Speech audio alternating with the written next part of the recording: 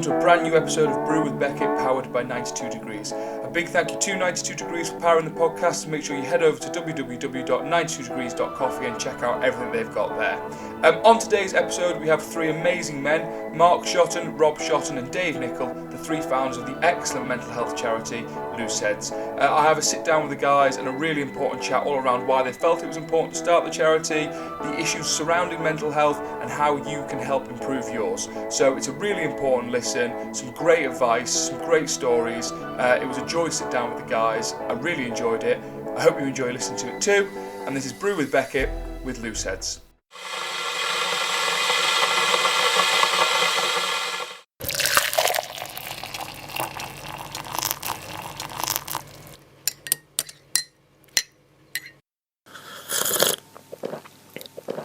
Hello everyone and welcome to Brew with Beckett, powered by 92 Degrees. Today I'm joined by, we've had one, we've had two, now we've upped it to three guests at once. We'll see how I can handle that.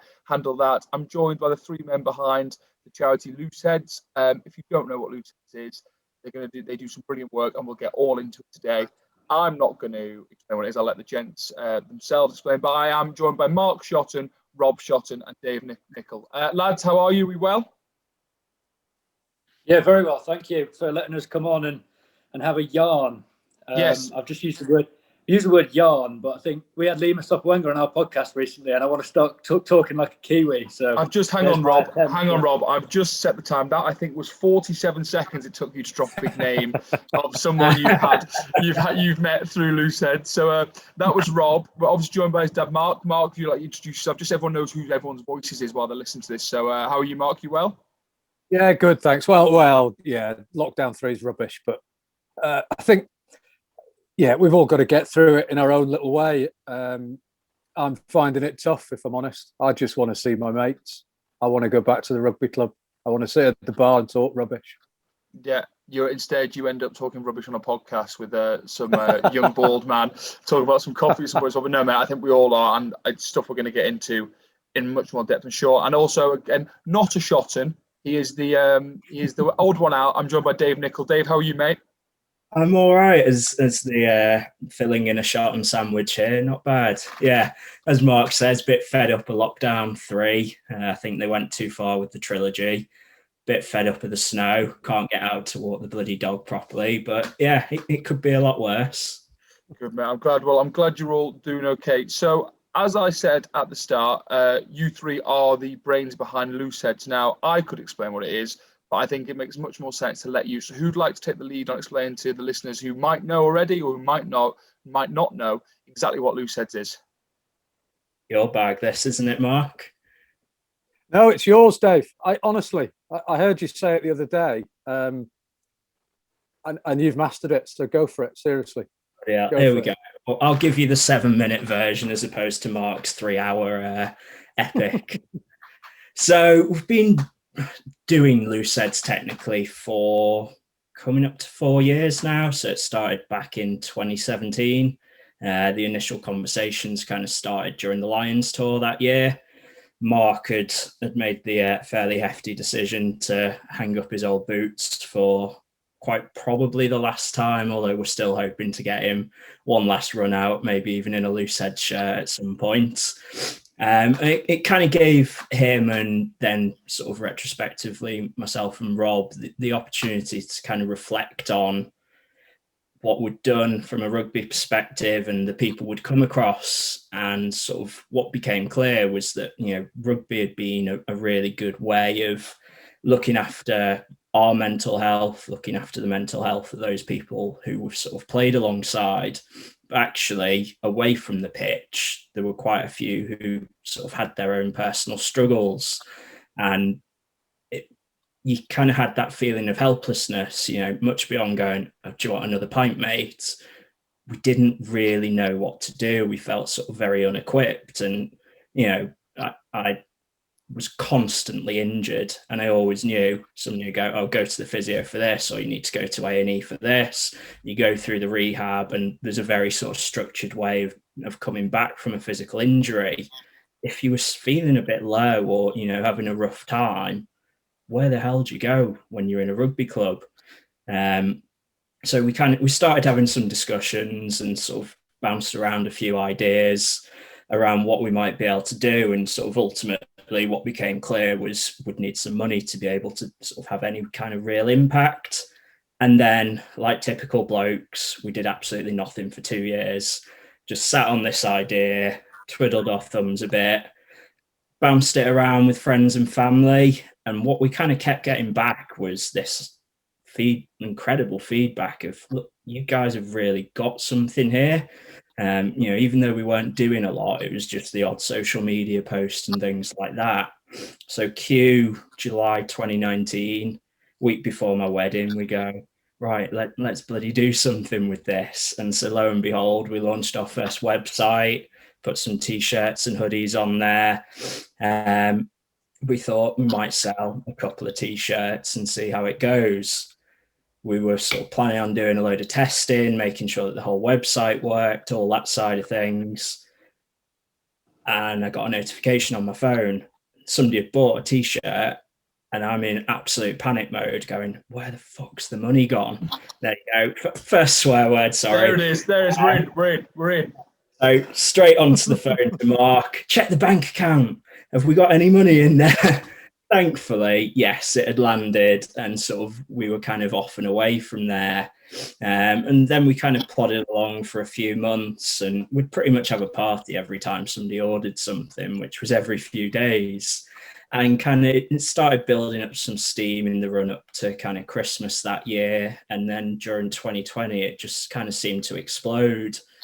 So it's thanks in large part to a lot of the help we've had. So, guys like yourself, Charlie, and sort of a number of our other ambassadors have really helped push us on. I'll let Rob kind of go on to that. We've got an academy, which is sort of 100 grassroots rugby players who just seem to love what we do, got their own WhatsApp group, and, we can go into a 1 hour meeting and there'll be 365 messages, and you're going, bloody hell, where do I even start with this? So that's kind of Looseheadz in a nutshell, and where it's come from and what we're doing. Obviously, there's two sides to it. There is what is technically a business, so that produces t-shirts and hoodies and sells them. And then the profits we raise from that are donated to the Looseheadz Foundation, which is where we kind of do all the good stuff. So we've set ourselves the rather ambitious but sounding simplistic goal of having a Loosehead in every rugby club in the UK. Now, that's not a first team prop. That is sort of a mental health lead. So obviously, any rugby club, you've got a physio in there to help you with that physical sort of injury or rehab or anything like that. So we want to do something similar from a mental health perspective. So they will be kind of there to help amplify some of the messaging we're putting out and to run sort of a number of initiatives. Yeah, mate, honestly, mate, I think that's very important. Like you say, the physio side of things. If you get a physical injury, you know what to do. I think the conversation started, thankfully, on what you do if you have a mental injury. There's so much to talk about in what you just said there, Dave. But what I want to talk about before we move on to anything else important is, what did your wife think of you launching a website a week before your wedding? As if that time isn't stressful enough. After 2 years of doing nothing, you decided that was the moment. Talk to me about how that conversation went down. Fortunately, I think she thought it was probably a positive in that it got me out of her way so she could do it her way, because it was a very self-organised wedding as it was. And frankly, I was probably just getting under her feet. So I think it was actually probably a relief, thankfully. But fortunately, my wife is very, very understanding. Good. So I probably get away with more than the average person does. Good. Well, we all need someone to understand things like that when we're trying to launch businesses alongside weddings. Rob, I'm going to come across to you on what Dave said there about there's the two sides to it. There's the business of the foundation, and I know you through, we have a mutual friend, Tom Hudson, and you got in contact with me, I think, in early days in Looseheadz to tell me about it. And straight away, I was very interested. I have had personal issues through family and myself with mental health. I'm a big advocate for talk about, and we'll get into all that later. But I know that I felt like Dave said, like 2020, there was almost like a notable change. Looseheadz got rebranded. But alongside the logo we're all wearing now and that sort of, but alongside the rebrand, it felt like there was a real change in sort of like seriousness and like awareness. And you dropped Lima Sopwanga earlier, but some of the names you've worked with have been huge. Like, how did that happen? How did it go from being an idea that you three had of we can make something here to, okay, some of the biggest names in English rugby and world rugby are now involved with this? How did you manage that? Yeah, it's an interesting thing that you say there. I think lockdown in a weird old way was the best thing that happened for Looseheadz, because it allowed people to sort of take a step back from their normal everyday lives and sort of realize that they need to focus on their mental health and they need to make mental health a priority. So I think that sort of helped us. A lot of players, and I know, rugby was cancelled for a bit, so they had a lot more time to sort of focus on other things outside of rugby, which was quite nice. One thing that we focus on is making sure that players know that they have a plan for life after rugby, because a lot of the time, if players don't have a plan for life after rugby, that can lead to a mental health problem. But yeah, I think the thing with sport is, and rugby in particular, is that it has a power to sort of inspire, and that's why we sort of use rugby. So it's a labour of love. It's the thing that we love. We can eat, breathe, sleep, talk about rugby until the cows come home. But we are as much about mental health, if not more, than we are when it comes to rugby. But yeah, in terms of getting the people on board, I think it was, so in terms of ambassadors, we started with Sam James. So Sam is someone that I played rugby with when I was back at school, and we sat down with him and sort of spoke about Looseheadz and the germ of an idea that it was back then. And he just said, proper true friend that he is, and proper rugby values, he just said, yeah, whatever it is, whenever you need it, I'm in. And from there it snowballed. He went back to Sale. He got Denny Solomona, his brother Luke, and Mike Haley involved. And from there, again, they know players at different clubs. You know what the rugby community is like. And yeah, from there, it's like I said before, it's the snowball effect, where people want to do some good, and they realise that mental health is a big issue in society at the moment. And yeah, we've had the privilege to have Pat Lamb, Jiffy, Sean Edwards, and people like that on the podcast, as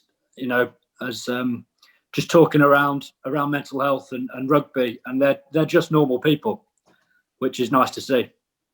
Yeah, and they're just normal people, but they're normal people who have a platform and have a following. So I think, as much as me sitting here or you sitting here talking about mental health, us chatting about it, I think people will take it more seriously and listen to it more when it comes to people they know and respect, maybe who are extremely successful in their fields. I think I've listened to a lot of your podcasts. I've been on one. I think they're a great listen. And as much as you talk about really important mental health stuff, I know when we came on, we had a really great laugh, myself and Tom. It's a good listen, and I reckon anyone who's listening to this should go over and listen to that. And we'll get into later how you can get involved with Looseheadz and what you can do and where you can find them. I want to come across to you now, Mark. Now, it's fair to say, Mr. Shotton Senior, you have seen a few more rugby seasons than the rest of us.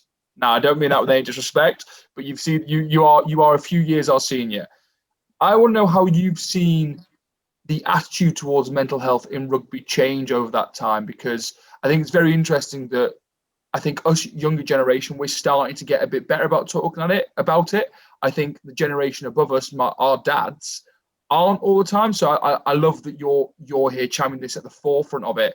So how have you seen that change, and what made you realise that actually this needs to change? Because at the moment we don't talk about it enough, and we do just push it to the side. Yeah, absolutely. I grew up in rugby league playing Widnes, and first flung a high ball aged about 9. I'm now 54, so if the maths are right, I've done quite a few seasons that outnumbers everybody collectively. It's been in my blood. It's been in my life forever. I met my wife playing rugby. She was playing for Staines Ladies, and she was playing standoff like any good broken nose 7. I chased her until she agreed to go out with me, and 3 kids later and all the rest of it. So, but take you back to a changing room somewhere, probably 20 years ago. If I'd have leaned over to a mate and said, that injury I had 3 weeks ago still hasn't cleared up, I think they'd have been, yeah, well, that's a shame. You want to try my physio? It's so and so, and there'd be absolutely no stigma attached. in that same changing room had I leaned over and said, do you know what, Pudsey, I'm not feeling the best, and I haven't been feeling the best for 3 or 4 weeks now, I think the lads would scatter for cover. And that's just the reality. That's just the world we live in. My own journey about rugby is when I decided, as Dave said, to retire for probably the 20th time, and I do always keep a bag packed in the garage. Nobody ever calls anymore, sadly. But when I walked out the changing room that last day, it wasn't looking at the first team pitch thinking, I remember that try, or remember that move, or remember that team, or remember that line out, or whatever. I was just feeling the 20 or 30 or maybe 40 lads I'd met over the 40 years I'd been playing God's greatest game who'd properly struggled with their mental health. And there were probably two camps, I thought then. There were some players who on the pitch were brilliant, that you have to have a certain level of aggression, get your retaliation in first to play rugby well. You have to be ready for the physical challenge. They struggled taking that aura off the pitch and becoming the person they really were. And that was something I observed. I also just saw people who life chucks rubbish at you and they just struggle to cope. Relationship breaks down, jobs going bad. And yet what I did know was that rugby and that sense of community was often their saviour. The euphemistic Tuesday, Thursday, Saturday, repeat for 40 years, looks after you. So in an odd way, I knew that sense of community had something more overt to offer. And really, that's all we've done. That's all we've put one foot in front of the other. We've realised that we've all played rugby individually and collectively. We get it. We know nothing will ever change the changing room feeling. Nothing will ever be good. Golf is not violent enough. Tennis, it's too full of finesse. Nothing will ever change that feeling of pre and post match. And if that's got some meaning in life, it's the ability to bound us all together. And that's what I feel. Mark, I think you spoke so well there. Like, I think you've summed up hugely. Like, there's nothing like that feeling of going out there for 80 minutes, putting all on the line for each other and knowing that you've got each other's backs. But I do some little quotes from each podcast and put them on social media, try and get people interested before we do it, then they hope they listen. I've just written on my quote section, golf isn't violent enough. That might be my favourite quote anyone's ever said in any podcast I've ever done. Just, I don't know, golf's not violent enough. Out of context, that's an excellent little quote. The one thing I need to ask you, Mark, is, are you actually retired though? Like, you've already got your good. That's what I wanted. Also, when you talk about you've got your bag packed, that's what like normally like Russian spies have got ready to go, like with half a million euros in there or something. I feel like a Russian spy. It's packed, fresh towel. I change the towel every 3 months. Have done through lockdown. That's just a bit weird. Just in case in Wilmslow they lift the lockdown just for a bit of rugby. And I'm called upon. My gum shield's in there. I was one of those guys who I'd put my gum shield in, and within the first 5 minutes I'd take it out and put it in my shorts, and I never wore a gum shield, hence my teeth and my nose. But the one thing I would say, just going back to your previous question, the gnarled old broken-nosed fella like me talking about mental health, we're joined on this journey by a foundation. I'm a trustee of our foundation. We've got 3 other trustees, all absorbed in rugby, businessmen in their own right, and we'll do justice to the Looseheadz movement. But if us collectively, if the 4 of us, who are all men of a certain generation, if we can talk openly about our mental condition and the fact that it's okay not to be okay now and again, and it's okay to have a day off, and it's okay to have some self-reflection. That's not the snowflake generation. That's just, it's okay. If we can talk about that, then there's hope for every 17-year-old colt. There's hope for every 22-year-old girl in the ladies' team. There's hope for any declining powers second teamer. There's hope for us all. And this isn't just about rugby. Rugby is what we know. It's our passion. But this has broader horizons than just rugby. And that's an important distinction. I'd go back to that conversation 20 years ago. I probably kept my mouth shut if I was feeling crap and just got on with it and knew that this time too would pass. And that's not a strategy, that's hope. And while hope's a great thing, you need a bit more than hope sometimes. I think that's so true. I think that transition me perfect into, if anyone listening to this is either feeling down and struggling, or knows someone who's, or just wants to help and wants to get involved, how do people get involved with Looseheads? Dave said earlier you want to have a Loosehead in every club. How, if I'm listening to this and I'm very lucky that I am involved, I know you guys, I'm helping where I can. If someone else listening wants to, how do they go about getting involved, or how do they go about finding you on social media? Or you see I'm wearing a hat, Rob's got a jumper on, Dave's got a t-shirt on, the clothes and raise awareness, that stuff. How do people go about finding this stuff? Where can they find you? Yeah, so check us out on social media. It's at Looseheads with a Z, because we think we're quite cool. Yeah. The reality is we're not cool. Get in touch with us. Tell us your story. We want to be a platform for everyone, so that, that talks openly about mental health. Tell your story. We can post that. We can inspire other people. You can fundraise for the Looseheads Foundation, and you can simply just buy a t-shirt on our website and wear the post with pride, which is exactly what you're doing right now. Yes, I've got my hat on. I got this for Christmas. This was a Christmas present, and I'm buzzing with it.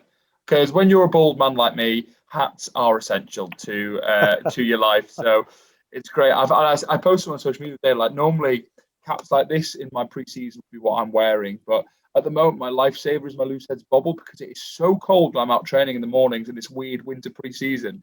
It's keeping me poor bald head from falling off.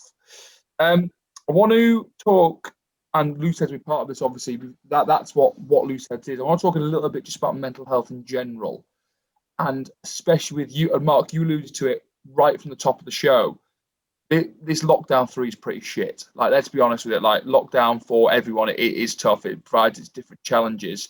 I want to know, I'm going to come to you first, Dave. I want to know how you're finding it, but also how, if anyone's listening is struggling, what sort of advice you'd give to people to get through, because you see, like, the horrible figures that suicide rates are up. I know I've had friends who have started, they've never had a mental issue before, but then they have started showing signs of depression or anxiety through this lockdown, because it's unprecedented. There's no manual on how to deal with this, and we all do it differently. So how are you feeling, Dave? And how would you advise people go about just looking after themselves, really?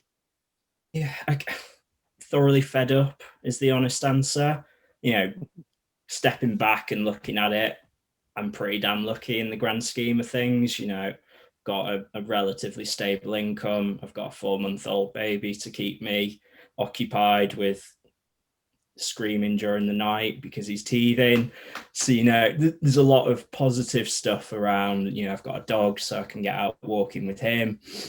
But yeah, I am thoroughly fed up of this. I think it's kind of the lack of social contact. If I have to go on another bloody Zoom quiz, I'm probably going to scream at someone. It was quite nice during lockdown 1 and 2, but it's reached that point where I just want to go to the pub with my mates, especially with the Six Nations kind of, starting this weekend. It's something kind of, I've got a group of mates who I've known since I was 4. Every year, we'll choose one of the weekends and we'll go out and have kind of like a proper group get together. And, obviously that's not going to happen. So yeah, it'd just be nice to sort of start seeing people in person again. I think that's been the biggest challenge of it all for me, in terms of sort of trying to keep myself sane. I think having a routine's been really important. So, every morning I get up and I walk the dog, have some breakfast, and then kind of get into work. Then kind of we've got a bedtime routine with my son. I think that helps, and sort of making sure that there's some kind of physical exercise in there. Because particularly when Otis was born, I kind of slipped into that habit of eating a lot of shit and sort of not exercising. Whereas kind of during the first lockdown, I kind of got into a regular workout routine. I could properly notice myself just sort of mood slumping more and more. So I'm trying to sort of ease back into that. And even if it's just 10 or 15 minutes here or there, or getting the dog out for a walk, seems to really help with that. So I think kind of, it doesn't have to be a 20-mile run. Just get out and walk for 15 minutes, not seeing the same four walls 24/7 makes a huge difference. Yeah, I think all your points there are incredibly important. The one that I really find is you started by saying, I'm pretty lucky, I've got my stable income, I've got this. I think, yes, you are, like, there are people in worse situations than the four of us, but I think what I've seen a lot of people doing is telling themselves, well, because people have got it worse than me, I can't feel down. I'm not allowed to feel down because I'm not on the front line as a nurse or a doctor fighting it. I have still got my job. A loved one hasn't died. Yes, be thankful for all those things, absolutely, and be appreciative that there are people in a worse place than you with this.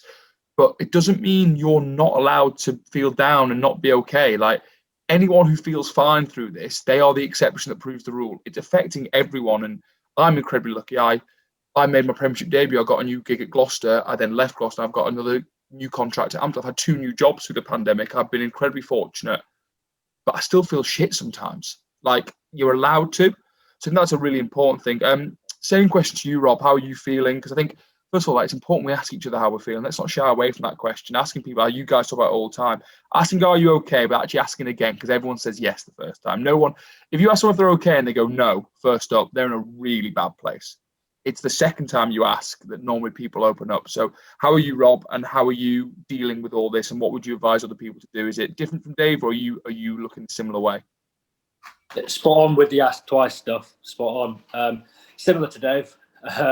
Fed up with lockdown 3. I think lockdown 1. I think lockdown 2 was a bit of a weird one, wasn't it? It wasn't really a lockdown, but was it? Was it not? I don't know. But lockdown 1, I sort of enjoyed in a way. It meant that I could spend a lot more time on the Looseheadz stuff, which is what I really enjoy. But now, lockdown 3, it's just, I'm becoming a bit fed up. You see all the images of people in Australia and New Zealand all back to normal, and you get a bit fed up that you're not over there in the sun and enjoying their summer. But it is what it is. But the things that I've been doing, something that we push with Looseheadz is the ways to well-being. And what's the point in promoting them if you don't live by them? So I've been trying to live by them during lockdown 3, and they're things like connecting. So I live in Bristol, but I'm from Cheshire, so I try and catch up with a few mates. I'm speaking to my best mate from home today. Just caught up with him for 5-10 minutes and just had a chat, just checking in, and that helps me as well. Just checking in with him, just having a chat, having a laugh, being active. I went for my first run in lockdown 3 the other day, and I won't go for another run. That's for sure. It didn't go very well, and I was panting all the way around. But getting out for a walk, I've been trying to get out for 3 or 4 walks a week around the harbour in Bristol, which is quite nice. And I've never done it before, and it's lovely to get out and see the harbour in the lights and stuff like that. So, and one of the third thing of the ways to well-being that I've been trying to get myself stuck into is keep learning. So I've been, chucking on some headphones during my walks and listening to a few podcasts and taking things on board and stuff like that. So yeah, just trying to live by our ways to well-being that we're trying to push, and that's really helped me. Yeah, I think, again, like you say, if you're going to promote them, you've got to live them. I think something I speak quite passionate about is I think it's going to be different for everyone. So you take those ways to well-being, what you learn will look different. Actually, connecting will look different. To some people, connecting will just be a text message, because some people just aren't good at communicating, full stop.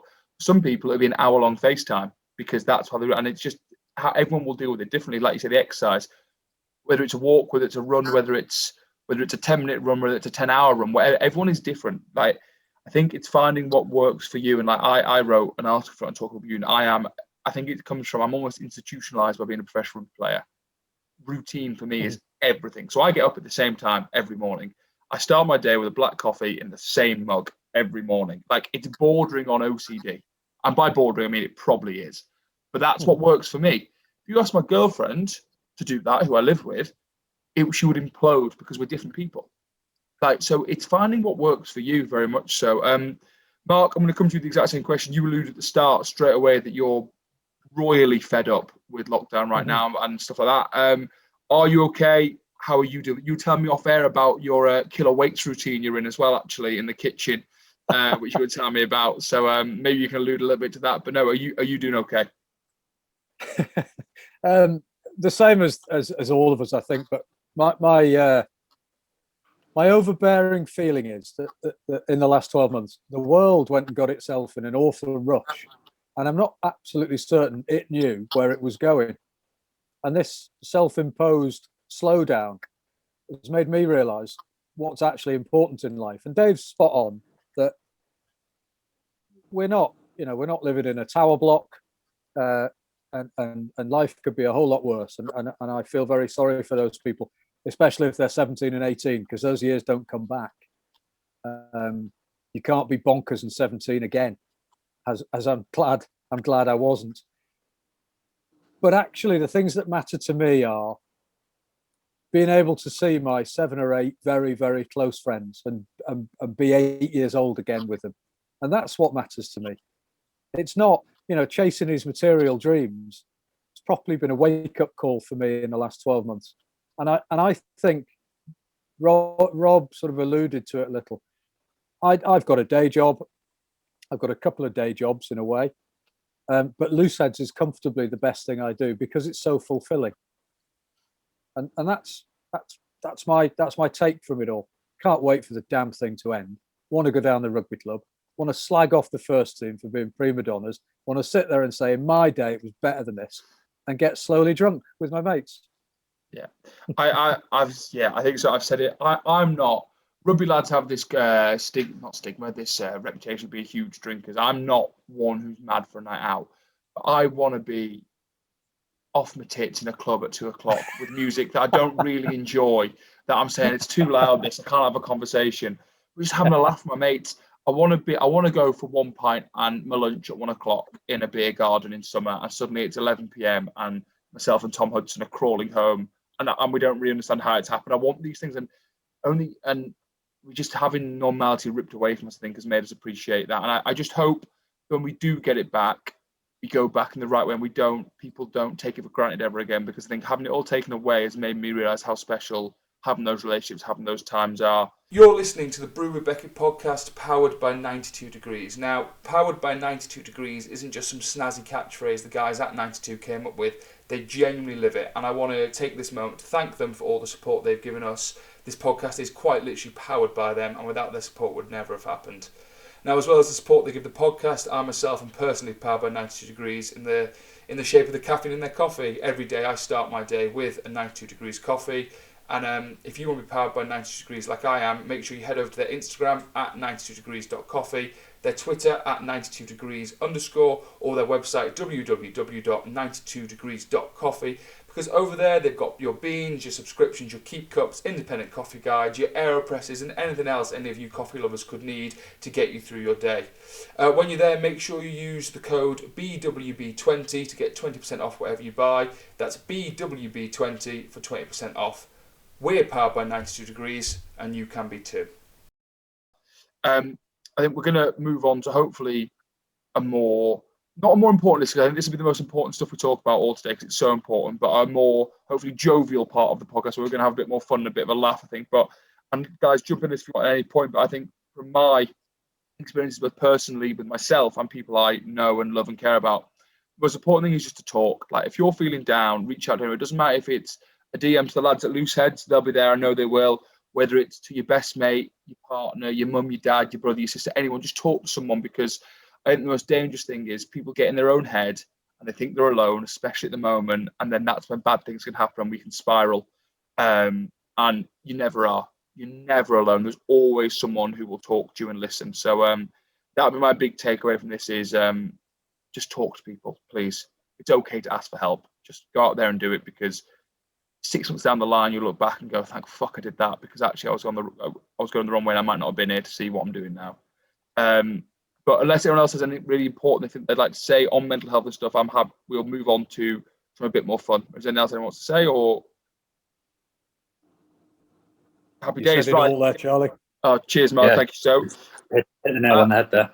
As I said, go and find the guys at Looseheadz online. They do great stuff, and buy some of the clothes. It's really, really good clothes. Right, lads, I'm going to play 2 games with you. One of them we'll get to in a sec. I've completely no shame in it, stolen from you boys in your podcast, and that's fine. But one is mine, and by mine I mean I nicked it from Soccer AM back in the day. Play a game called Teammates on this podcast where I ask people, if it's rugby players, ask them about rugby players they played with. I had some lads on from a wrestling YouTube channel who they asked them about their channel. What I'm going to ask with you lads is, any people who work with Looseheads or any of your ambassadors, this can be. Okay, so I'll come to you first, Rob. You're all going to answer every question here, so you'll all get a go. So, Rob, of all the people in the Looseheads team, all the ambassadors, who would you least like to be locked down with?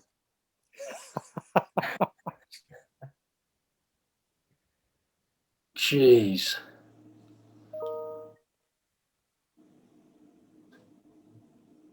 My old man. He's thrown Mark straight under the bus. I'll say that. Okay, and why would you choose Mark? Because whenever Liverpool are on, he decides to clean up and wash up. And it's like, why are you doing that? You're a Liverpool fan. Come on. Support Liverpool with me, because we're both Liverpool fans. And he decides to go and do something else. And that really, really annoys me. Oh, that's insane. My favourite thing is I obviously contacted Rob to get this booked in. We're doing this at 4:00 on a Wednesday afternoon. And I said to Rob, Wednesday evening work for you, mate? And he replied to me, he was like, there's something going on Wednesday, because he knows I'm a big Liverpool fan as well. And I and Clark, Liverpool are playing at 8:15. So he was like, we'll do the afternoon. So I'm very thankful for that. Dave, same question to you, mate. Who would you least like to be locked down with? Yeah. Hang on, by the way, if you say me, Dave, I'm leaving. Tempting. I'm going to throw Hugo Monye under the bus here, because you'd never see him. You'd never see him. He's the busiest man in rugby, so you'd be home alone 23 hours a day. That's a great shout. That is a great shout. Mark? This might not be everybody's choice, but Nikki Cowell. Okay. Nikki Cowell's one of our ambassadors. Every time I see her, she's either coming from or going to a workout. Every time I see her on Instagram, she's doing a workout. She looks incredible. All the things I'm not at the moment, she is. I couldn't cope. Fair enough, Mark. I'm going to come reverse order this one, so Mark and Dave, then Rob. Of your ambassadors, who would you least want to have to tackle? If they were carrying at you and full steam ahead, who you least wanted to put on or be tackled by? So they're either tackling you or you're having to tackle them. Just because I've been close up and personal with him in all the right senses. And he's just a big man. Brad Shields. He's just a unit. Everything. Yeah. He's got muscles in his spit. I was worried with Brad Shields when he shaved his beard to raise money for you lads. I was worried it was going to be like Samson, who's going to lose all his strength. I was like, are these guys going to ruin this lad's career by shaving his beard? Thankfully, it didn't happen. But no. Dave, what about you? I'm going to say John Hardy for similar reasons. Yeah. Biggest biceps in rugby, arguably. He is ridiculous. Yeah, I wouldn't want to go near him. Rob? I was going to say John Hardy, but I'll obviously have to pick someone different. So I'm going to say I wouldn't like to run into Josh Matavesi. No, I can understand that. I can absolutely understand that. Yeah. If I'm hitting a line and I don't quite get it right, and I wouldn't like that. With guys like that, even if you get your line right, if they read it, it doesn't matter how right you've got it, because they're just bigger and stronger than you. So it doesn't matter how right you get it. It ends up wrong. Right, last one, lads. Obviously, at the moment, we can't go out for a beer, we can't go out for a coffee, but when we can, so it's beer or coffee or whatever it is, Dave, come to you first. Who in the Looseheads team now? This isn't ambassador, this is team. Who's most likely to get there? It gets their round, they do the pat down. Oh, shit, that's my wallet. I've forgotten it. I can't get one. Who's most likely to do that? Ooh. Going to say Rob just because he's the youngest here. I'm gonna say Rob because it happens. Okay, Rob, are you going to defend yourself at all? It's probably going to be me. Yeah. Okay. Good. We've got a full house there on Shotton Junior. An absolute full house. Look, at least you can admit it, and I've said this on podcast already, but I'm going to say it again. I say it on most episodes. The worst man for that in the world is your mate Tom Hudson. I'm calling him your mate. I do. I can imagine. I said this on the first episode, Rachel Burford. So if you've heard this before, fast forward. But I lived with Tom for 2 years, and at the end of those 2 years, he said to me, "Mate, you do know 8% of the times I told you I didn't have my wallet, I did. I just know you're too good a guy to check." And I was like, Classic. I was like, that is shocking. That is shocking. Obviously, we're all desperate to get out for a coffee, for beer, coffee. But for now, the best you can do is have your coffee at home. So if you are looking to get your coffee at home, obviously we here are powered by 92 Degrees. Make sure you head over to 92 Degrees on Instagram, on Twitter, on Facebook. They're www.92degrees.coffee. They've got everything you could need to get through your day coffee-wise there. And if you use the code BWB20, you'll get 20% off, which is a bargain, and we all love a bargain. Lads, last game I've got for you. Now, the gents here have their own podcast, and Mark has an idea that, if you haven't seen it, has gone really quite viral. It's called the Mars 15. And essentially, well, Mark, because you explained this in about 15 minutes. Give me the 1 minute explanation of what the Mars 15 is, if anyone doesn't know. So the Martians have landed, and their basic thought process on their battleship was, our planet is dying. We need a new planet. So we quite fancy Earth. No idea about coronavirus or anything like that, or political nonsense. So they've landed, they've challenged the world authorities to a game of rugby to decide the fate of the civilization and our Earth. We've lost the toss. We did rock, paper, scissors. We've got to play the game on Mars. The shuttle leaves on Saturday, takes a month to get there.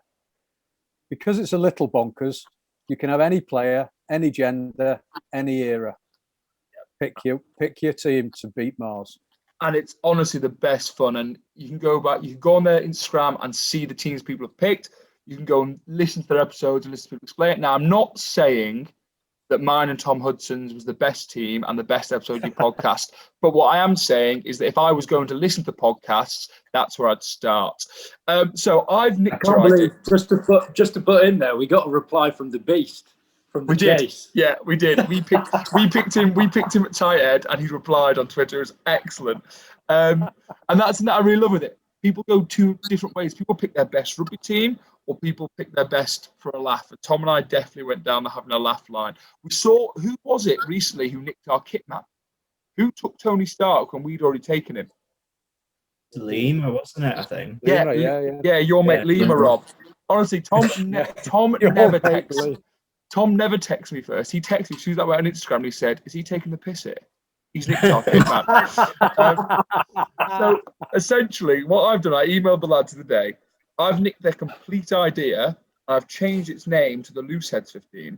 And basically, I've asked the three of them to do the same and pick a 15 for the same scenario, pretty much, but of people they've worked with or been involved with in Looseheadz. I got a reply from Mark within 4 minutes, being like, "I've already picked my team. We're going to have to see what the other lads think, but I've got subs and everything." So, talk to me first of all. How was the selection meeting, gents? Was there many heated debates, or how did it all go? It's been tricky. Have you got your notepad? Have you got the notepad? There we go. Excellent. I love that, Mark. I love how serious it's been taken. Right, I'm sensing that Mark is chief selector. So should I let him?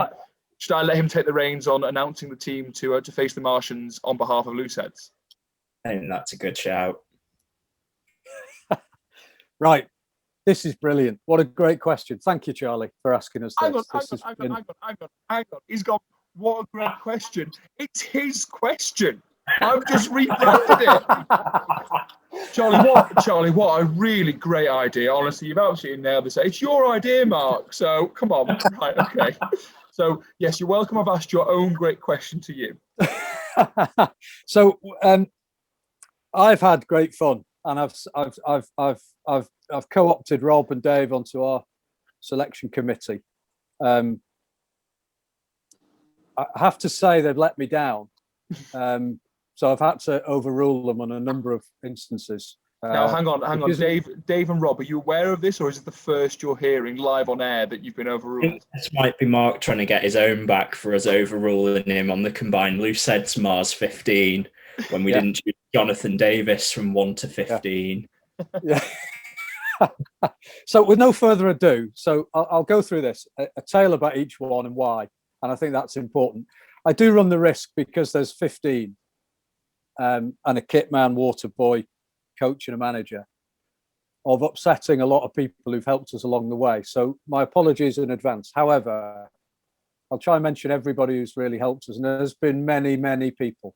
So our number one, which coincidentally is our Loosehead, it's important we get this selection right because it sets the tone and it provides the voice for everything that comes afterwards. It's the foundation of the team. Rob mentioned earlier we have the Looseheadz Academy, which is 100 or so raving fans of Looseheadz. They're not just people who like us, they're people who totally believe in what we do. They probably define what we do more closely than we do very often, and they're a joy to talk to. So at number one, we're selecting everybody who's been in our academy. And more so, we're selecting everybody who's ever going to be in our academy.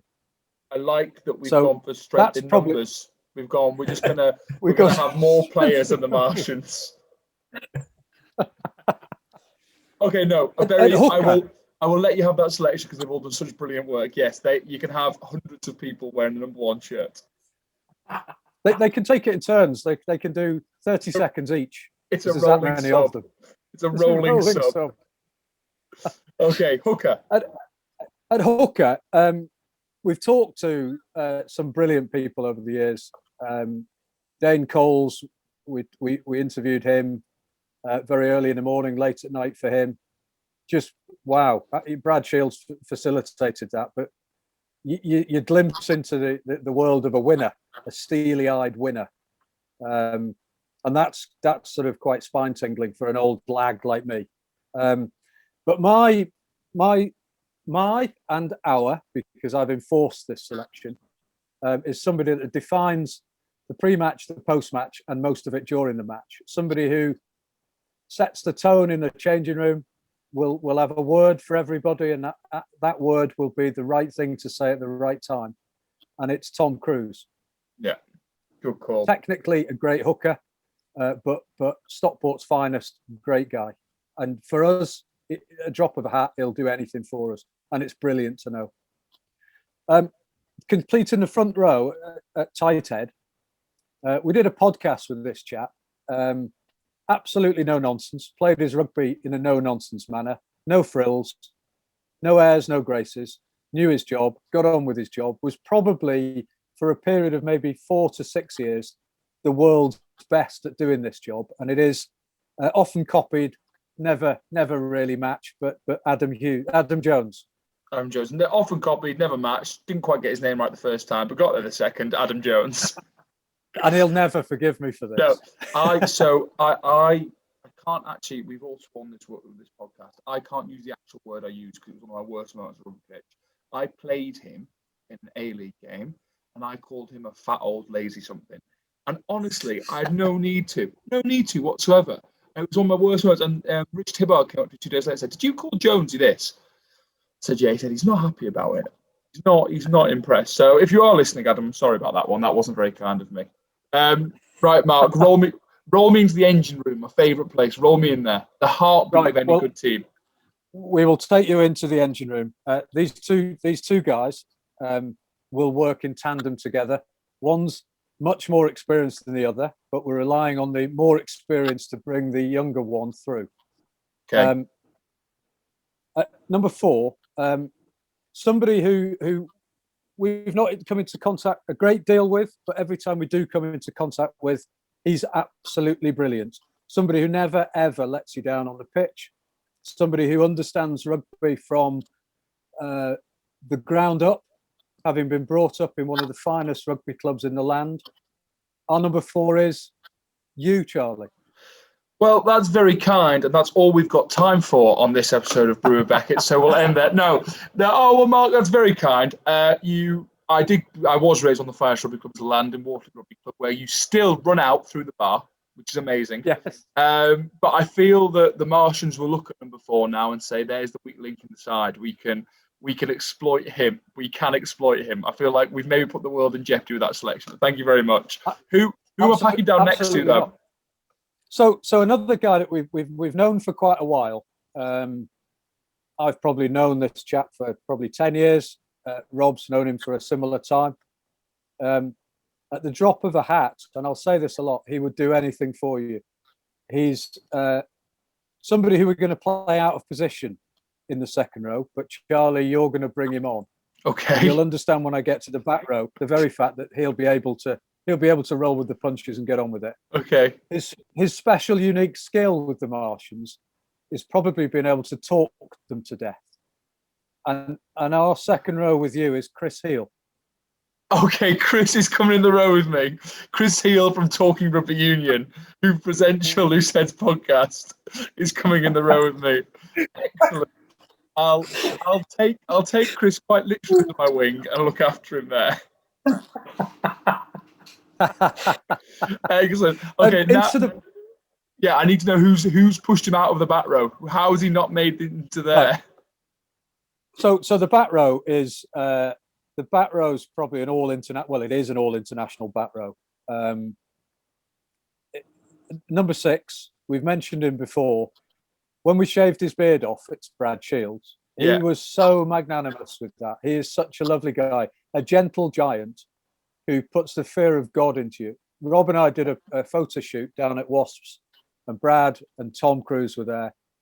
Brad has got muscles in places you don't want to know. And he's so giving of his time. He completely gets what we're trying to achieve. And without their voice and without their amplification, we wouldn't get there. And Brad selects himself at 6. He doesn't get in at 8 because at 8 we have somebody who defines Looseheadz in an all-encompassing way.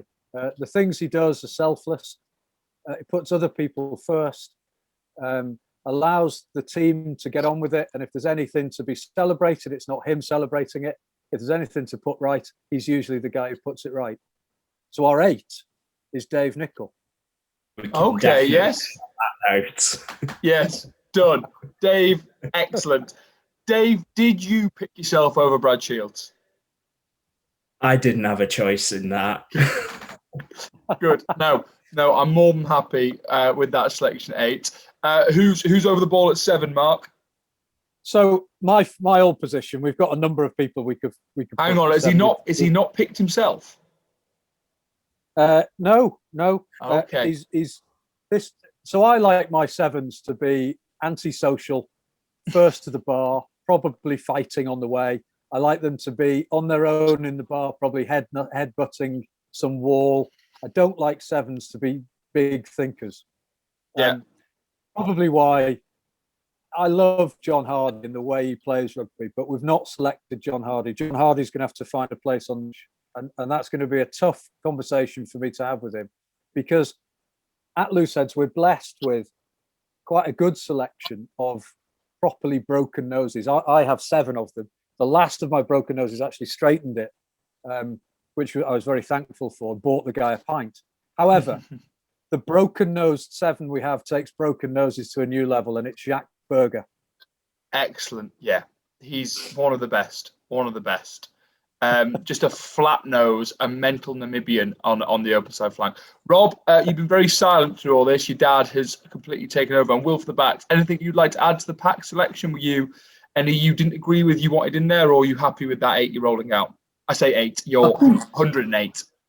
I think I'm happy with that. I was surprised that he didn't pick himself at 7, because he does claim that he's the best 7 there has ever been. So I was surprised at that. But little bit of humility. Yeah, I might eat my words. A little bit of humility here never hurt anyone. So that's good. Mark, who's pulling the strings at the halfback combination?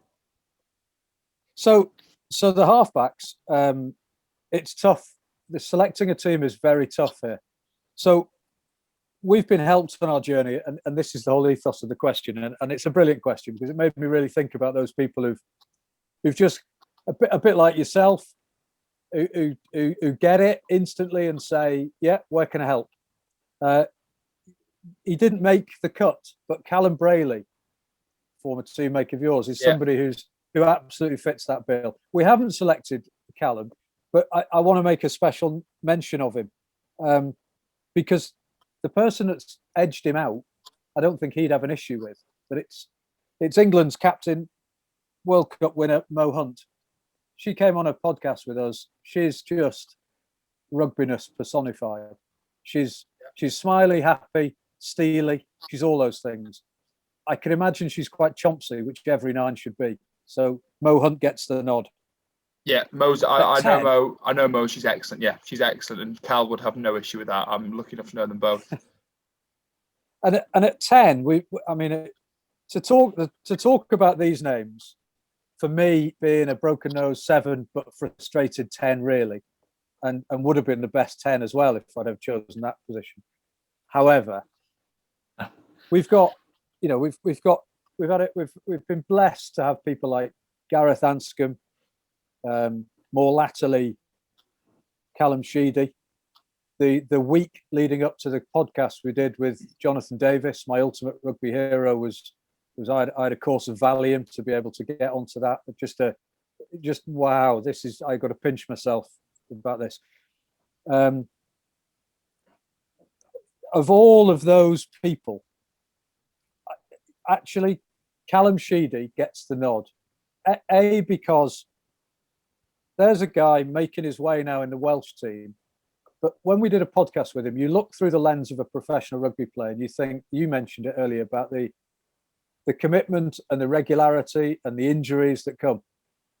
Callum Sheedy does it all with a smile on his face. And he dropped everything to do a podcast with us, lowly old us. And he basically did it because if his voice can help one person, and this is what he said, then I've done my job. And that from a rugby player with the world at his feet like Callum Sheedy is brilliant. So Callum Sheedy gets the nod. To put Jiffy on the touchline is no mean feat. So was that your selection, Mark, of I'm going to put my all-time hero on the bench, or Rob, Dave? Was that a hard conversation to have with the old man there, saying, "Look, Dad, he's going to have to go on the bench"?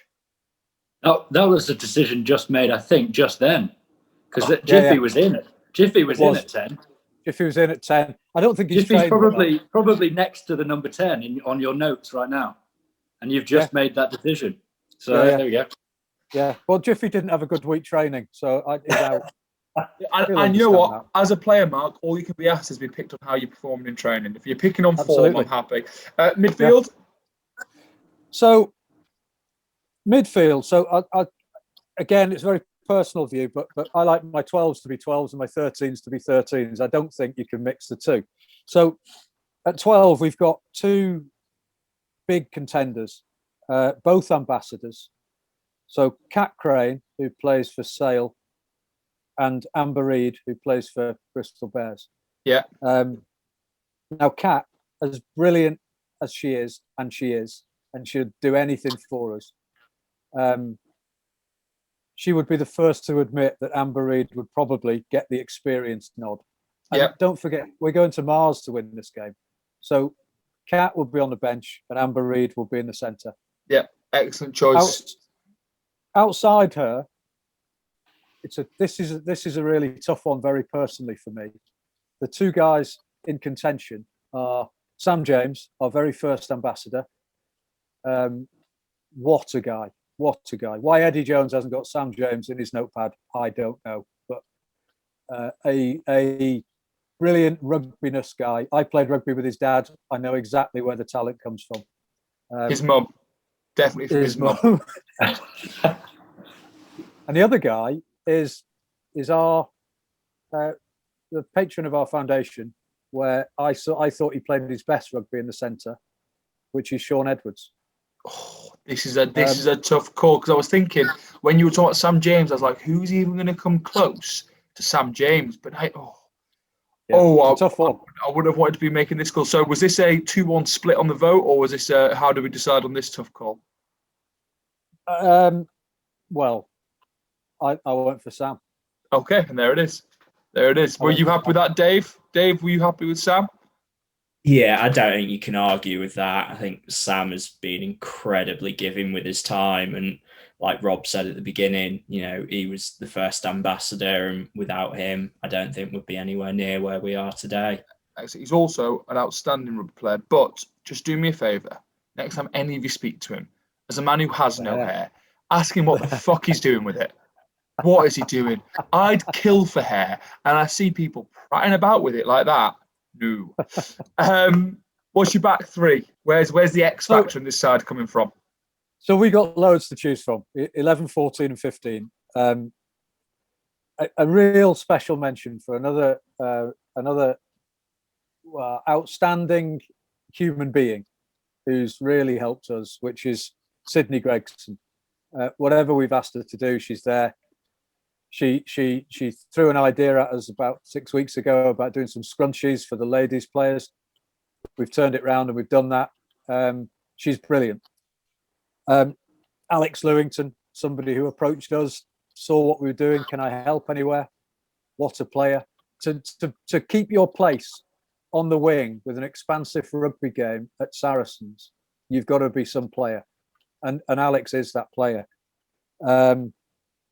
Nikki Cowell, we mentioned her earlier. She's been around with us on our journey for probably 3 years. Again, brilliant. The two that I've selected probably won't last a full 80 minutes.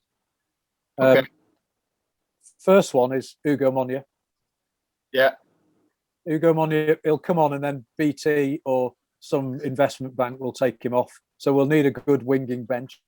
I think you have to accept that he's not going to do the warm-up. He's going to have to be covering the game. And at half-time, you won't have the team talk because he'll be doing the punditry and then getting back on the pitch.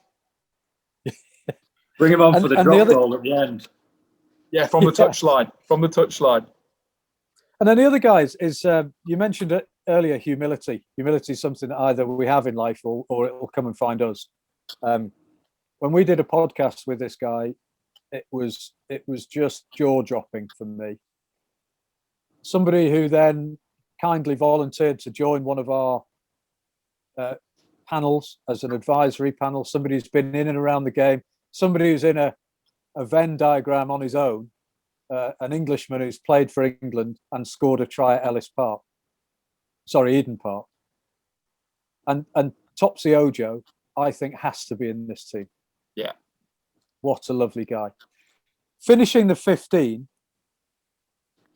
at fullback, there is one choice, and I'm going to defend Tom Hudson here. I think Tom Hudson is probably the most complete rugby player that I've seen. He had what Sean Edwards had, and he had time, and he always created time. He's a Rolls Royce of a player, but he's not been selected, and he might take that badly. Yes, but I think, is it because of who kept him out of the side at school? It is. It is lovely. It is. So there is a Shotton. There is a Shotton on the bus. Shock! I've kept him out the side again. Shock. History has this horrible way of repeating itself. And once again, Tom Hudson is crying on the bench because Rob Shotton is catching the high balls. Did not pick myself. Excellent. That 15 will go and defend Earth, I'm sure. I have no doubt about it. But quickly, run me through who's going to be doing all the off-field stuff for them. You've picked coach, manager, water boy, and kitman, haven't you? Yeah. So these are people who've helped us on our journey. The coach, well, he's top of the Premiership at the moment. I can't see anyone dislodging them. What an inspirational man Pat Lam is. Yeah. Our team manager is someone we've recently come into contact with who commands a presence in rugby. Great guy to be around, smile on his face all the time. That's what the lads will need. That's what the girls will need. So it's Craig Doyle. Yeah. Our kit man, somebody we met when we were down doing a photo shoot there. He came over. He asked what we were doing. We told him. He said, give me one of those hoodies. I'll have a photograph. He's the sort of guy that you could rely on. You get that sense. He's worked in football. He's worked in rugby. He commands respect, and that's not easy. And that's Pudsey from Wasps. Yeah. And then our water boy, which was a real point of contention, is me. There he is. put myself I in a knew he water was bubble. coming. There was no way Mark Shotton was not coming on this trip. We're even decided to take our own referee. So we've taken. We're going to take Craig Maxwell Keys to keep order up on Mars. We've got training at 7 o'clock at Waterloo Rugby Club. 10 minutes early is on time. As you said, you go through the bar. The ghost of Jim Siddle will be looking at us. And after that, you got to bring a clean pair of trousers and a shirt because we're going drinking in Hardman Street. Excellent. That is a plan I can sign off on. I am happy that I'm involved with that and I'm coming. Excellent plan. I can't tell you how thankful I am that you put that much effort into it, because I think things like this are so much more fun when you really think about it. And I could, as soon as I got that email back from you, Mark, I was like, yes, Mark is fully invested in this. It doesn't matter if Dave and Rob aren't, because this is going well. Something you said there, Mark, I'm just going to talk about quickly before we wrap up, is you said you referred to Looseheads as lowly old us. And I think that's just wrong. You are not lowly old us, because the names you mentioned there, the people from the rugby community and wider who are actively seeking to get involved with what you guys are doing, I think shows that what you're doing is so important and is so successful and will continue to be so important. You have opened my eyes to a side of mental health that I don't think would ever have been opened, and it has helped me personally with myself hugely, but also with a number of family members and friends who I've been able to identify actually I don't think they're okay, and had conversations that I've hoped have helped them. So from a personal point of view, you guys have helped me massively. I want to say thank you for that. I want to say thank you for the work you're doing and continue to do. It's incredible. And mainly as well, thank you for coming on the podcast and sharing your story, because like Callum Sheedy said, if this podcast helps one person, then it's been worth the hour and whatever it is of all our time. And most importantly, Rob, we didn't miss football again. So thank you very much for coming on today, gents. People can find you on Twitter and Instagram at Looseheadz with a Z, isn't it? All one word. And honestly, if you don't follow the guys, go and follow them, see what they're doing, and if you can help, because it's just brilliant. I could wax lyrical all day. So again, huge thanks to the guys for coming on. Thank you to you for listening. You can find the podcast at Brew with Beckett on Twitter and Instagram. You can find 92 Degrees on Twitter, on Instagram, on Facebook. Go to www.92degrees.coffee to check out their coffee. And as I said earlier, use the code BWB20 for 20% off. This has been Brew with Beckett with Looseheads. I hope you've enjoyed. If you have, please feel free to give us a good review.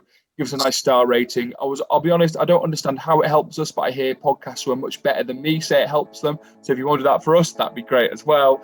I hope you enjoyed it, and I will see you next week for another podcast.